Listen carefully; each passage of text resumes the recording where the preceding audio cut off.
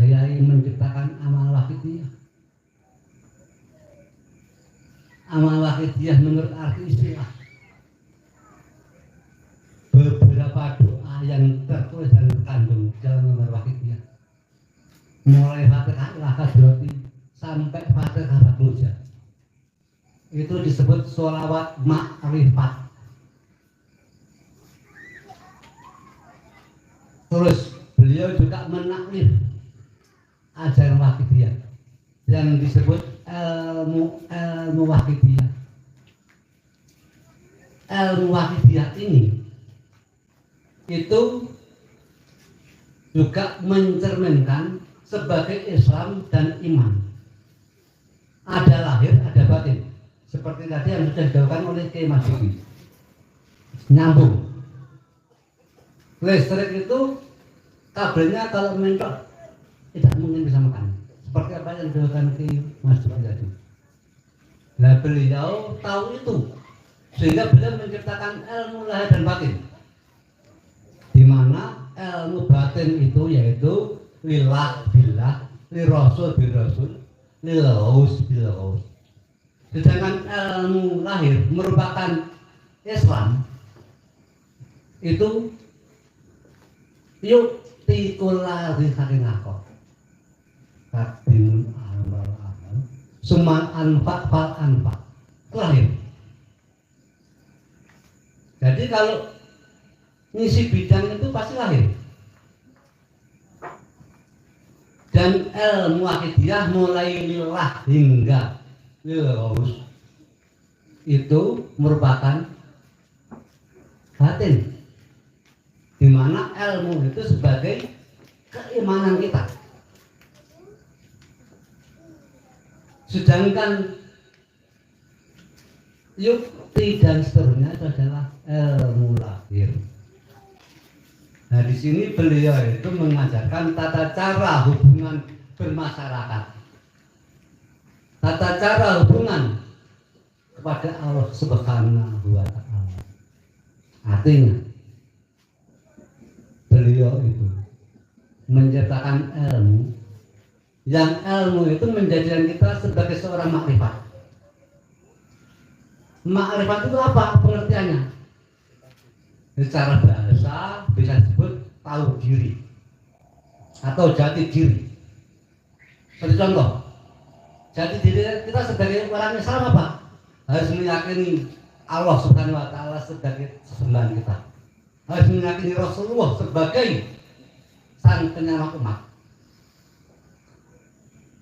Makanya sholat kita disebut sholat makrifat. Allahumma kama ta'alu. Itu apa artinya? Kita mohon kepada Allah agar tenggelamkan di dalam samudera keesaan Allah Subhanahu wa Ta'ala. Terus biasa di Rasulullah apa pengertiannya? Biasa di Rasulullah itu sebenarnya kita menjawab panggilan dari Rasulullah pada waktu nazak sakaratul maut. Beliau betapa sakitnya merasakan nyawanya keluar dari raga saat dicabut malaikat Israel.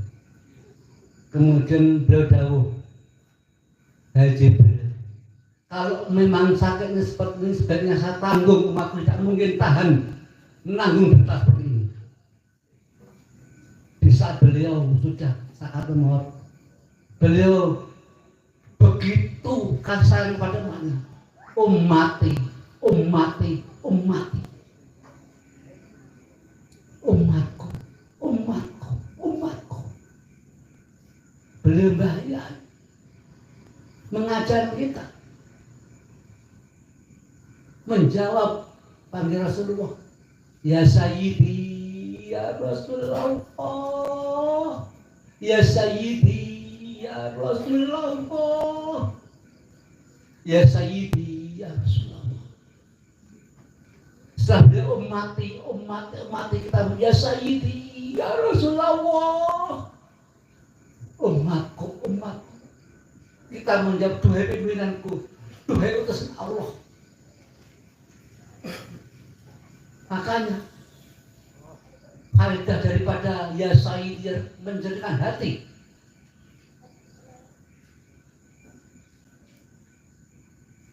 Dan penjernihan hati itu langsung dari Rasulullah sama beliau. Karena beliau berkenan, beliau senang. Ummati.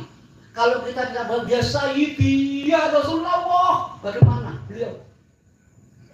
Satu contoh, panjenengan dengan gadah putra panjenengan itu sakit, celuk si fulan putra jenengan betul jawab, kalau yakin jenengan kecewa. Anaknya bisa jenengan nyeluk si fulan, si David, si siapa? Oh nggih, dalam buat apa? Insya Allah panjenengan kok. Begitu juga sama dengan Rasulullah SAW. Bisa beliau manggil ummati, ya Sayyidi, ya Rasulullah. Beliau lakukan. Dan di saat kita, ya Sayyidi, ya Rasulullah, beliau seketika itu memberi syafaat kepada kita. Maka itu fungsi daripada ya Rasulullah untuk menjadikan hati ma'rifatilah. Karena beliau langsung yang menangani. Sebab sholawat itu adalah sholawat ma'rifat, di mana ma'rifat sebenarnya tahu diri. Orang yang ma'rifat tahu diri, siapa diri kita, siapa adanya Tuhan kita. Jadi kita sudah tahu apa kewajiban kita terhadap Tuhan Allah Subhanahu wa taala. Apa kewajiban kita sebagai umat Rasulullah sallallahu alaihi wasallam. Itu ma'rifat.